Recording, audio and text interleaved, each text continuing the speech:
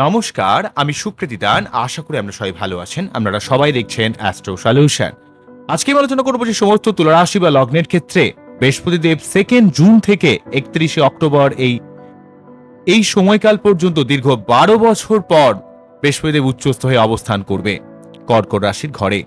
তাই দীর্ঘ 12 বছর পর বৃহস্পতিদেবের এই উচ্চস্থ অবস্থান সমস্ত তুলা রাশি বা লগ্নের জীবনে একটা আমূল পরিবর্তন ঘটাবে এবং আপনার জীবনে রাজ সিংহাসন বা রাজ প্রতিপত্তি প্রদান করবে। কোন দিক থেকে সমস্ত তুলা রাশি বা লগ্নের মানুষেরা এই রাজ প্রতিপত্তি বা রাজ সম্মান লাভ করবেন তা নিয়ে দীর্ঘ আলোচনা করবো। আশা করবো আপনাদের ভালো লাগবে। তো অনুষ্ঠানটিকে মন দিয়ে শুনুন এবং বোঝার চেষ্টা করুন।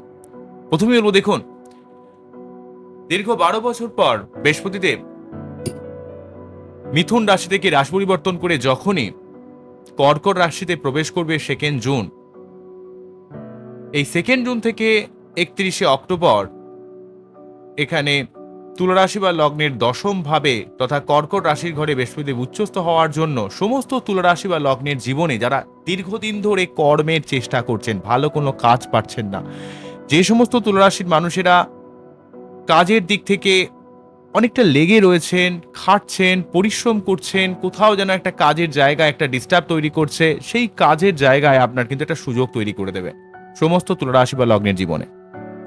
অন্যদিক থেকে এই দশম ভাবে বৃহস্পতিদেবের অবস্থান আপনার কর্ম থেকে অর্থ লাভ, আপনার মানসিক শান্তি, মানসিক পরিতৃপ্ততা, পিতার দিক থেকে হেল্প, অনেকগুলো ব্যাপারকে কিন্তু লিড করবে। এবং সেই সঙ্গে যেহেতু বৃহস্পতিদেব দশম ভাবে অবস্থান করছে এবং তুলা রাশি বা লগ্নের ক্ষেত্রে তৃতীয় পতি এবং ষষ্ঠ পতি, অর্থাৎ আপনার জীবনে পরাক্রমতা, আপনার জীবনে কানেকশন, কমিউনিকেশন, যোগাযোগ, এই ব্যাপারটা কিন্তু তৈরি করবে। এবং সেই সঙ্গে এই বৃহস্পতিদেব যেহেতু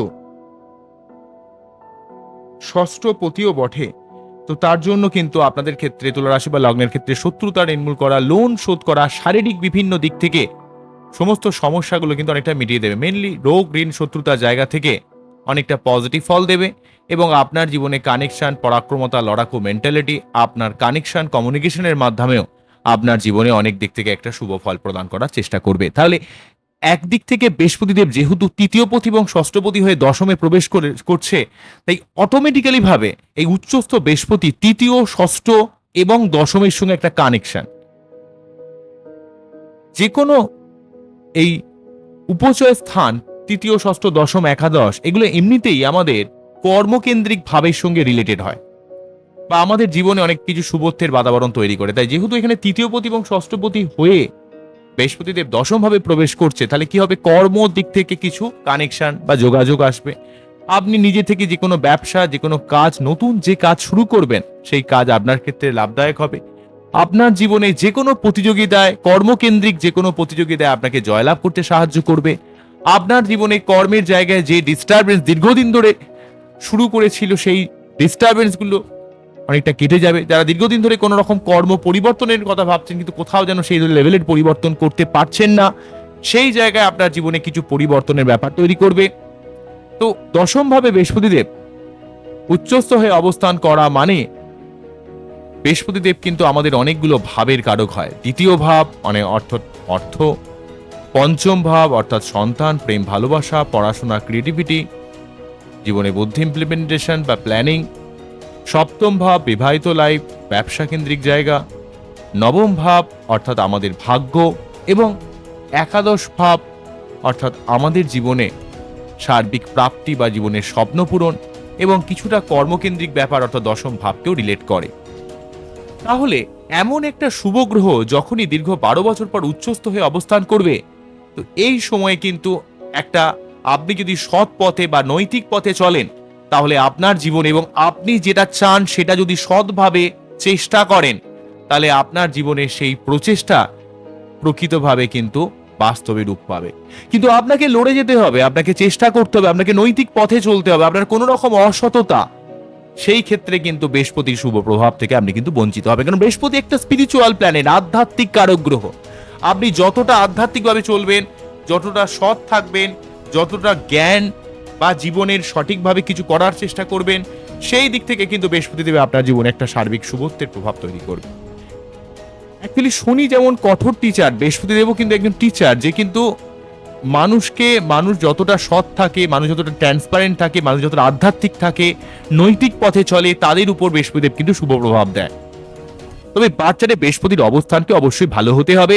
বাচ্চাদের বৃহস্পতি যদি একটু ভালো পজিশনে থাকে, কেন্দ্র কোণে থাকে, তাহলে আপনি অবশ্যই ভালো ফল পাবেন। কিন্তু মনে রাখতে হবে, যদি আপনার বাচ্চাদের বৃহস্পতি কোনোভাবে গুরুচণ্ডাল দোষে আবদ্ধ থাকে, অর্থাৎ বৃহস্পতি রাহু গুরুচণ্ডাল দোষের জন্য আপনার জীবনে সব সময় মানুষকে মিসলিড করা, মিসগাইড করা, ঠিক আছে, অসৎ ভাবে জীবনযাপন করা, বা আপনার মধ্যে বিনা কারণে রাগ জেদ, গুরুস্থানীয় মানুষের সঙ্গে সবসময় মনোমালিন্যে লিপ্ত হয়ে যাওয়া, আপনাকে ভালো কিছু কথা বললে, জ্ঞানের কিছু কথা বললে, সৎ কিছু পরামর্শ দিলে আপনার গায়ে লাগে গুরুচণ্ডাল দোষ থাকলে।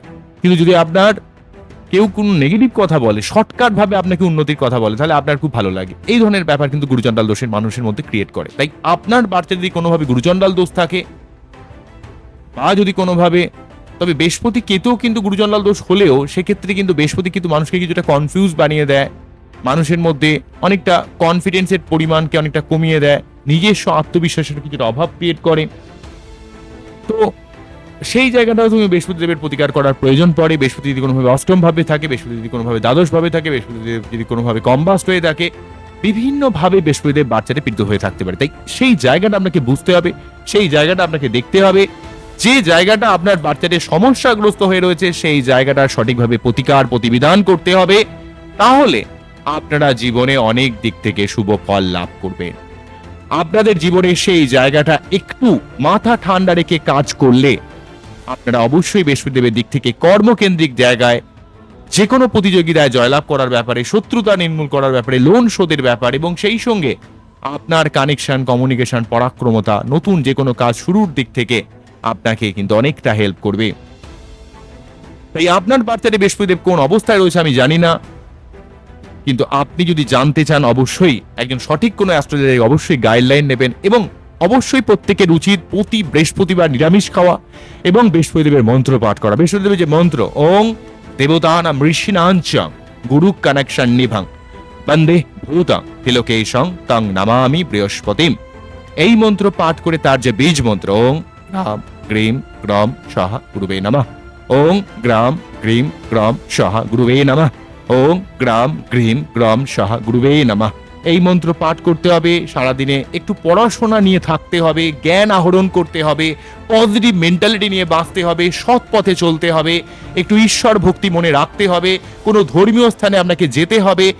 আপনি যে ধর্মাবলম্বী মানুষ হোক না কেন, অন্য কোনো ধর্মের বিরুদ্ধে কোনো রকম বিতর্কমূলক মনোভাব, সেটাও কিন্তু আপনার এই আধ্যাত্মিকতার জায়গায় একটা বড় রকম কোশ্চেন। কারণ প্রকৃতভাবে আধ্যাত্মিকতা